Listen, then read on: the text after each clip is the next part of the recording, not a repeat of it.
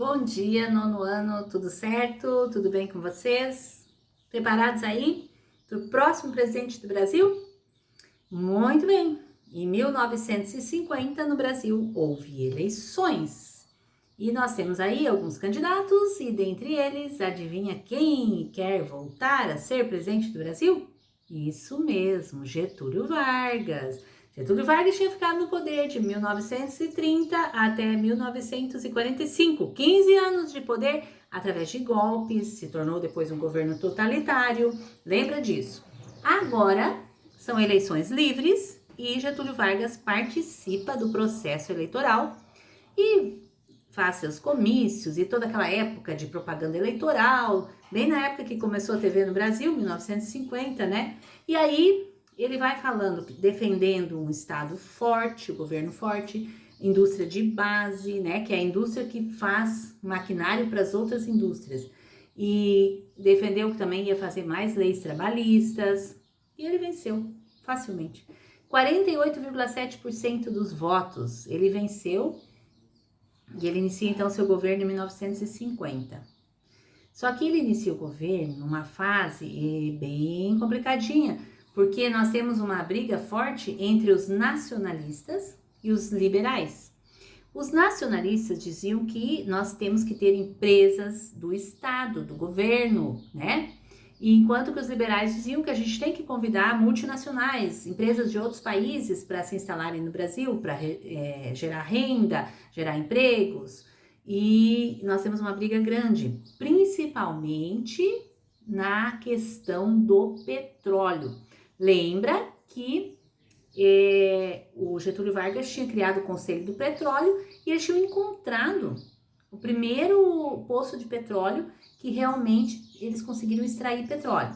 E agora a briga é a seguinte: quem vai extrair esse petróleo, quem vai refinar esse petróleo?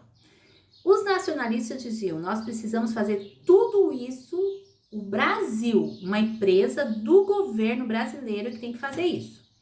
Enquanto que os liberais diziam, não, a gente tem que chamar aí a Shell, a Texaco, a Esso, que são empresas que já têm prática nisso, são de outros países, Estados Unidos, e a gente tem que trazer eles para fazer essa extração e refinar o petróleo aqui no Brasil.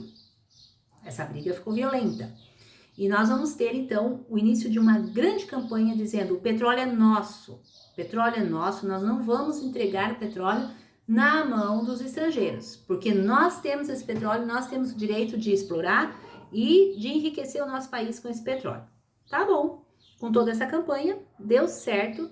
Dia 3 de outubro de 1953, foi fundada a Petrobras, uma empresa do governo brasileiro, uma estatal. Essa empresa tinha todo o monopólio da extração, do refino e da venda do petróleo, da distribuição do petróleo, do transporte, certo? Então, a Petrobras, foi o Getúlio Vargas que assinou a criação, então, da Petrobras. Getúlio Vargas não parou aí. Ele tentou conter mais o avanço das multinacionais, empresas de outros países instaladas aqui. Então, ele disse, eu quero fazer uma lei que toda empresa de outro país que está instalada no nosso país, ela não possa remeter assim à vontade todo o lucro para fora. Ela tem que reinvestir esse lucro aqui. Nós vamos limitar o quanto do lucro ela manda para o seu país de origem. O Congresso barrou, não pode. Gente, a gente tem que lembrar que é época de Guerra Fria. Logo, logo a gente vai estudar, mas eu sei que você já viu com a professora Daniela. Guerra Fria, na qual, né, os países se alinharam, ou os Estados Unidos capitalista, ou a União Soviética comunista.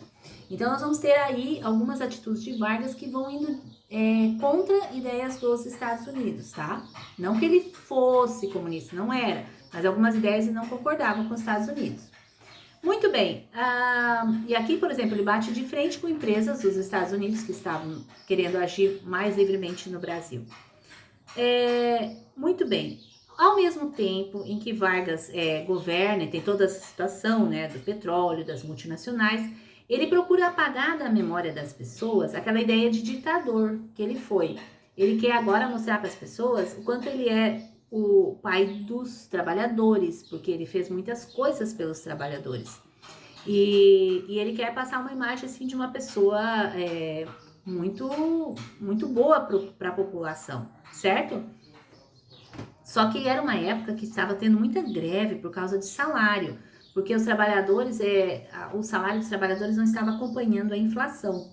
Então, ele tem que trabalhar em cima dessa situação. O governante, né, tem que dar um jeito nisso. Então, ele escolheu para ministro do Trabalho João Goulart, também chamado de Jango, para ele redefinir essa questão dos trabalhadores e ver o que ele podia fazer. Jango, ou João Goulart, ele decidiu fazer algo bem inusitado.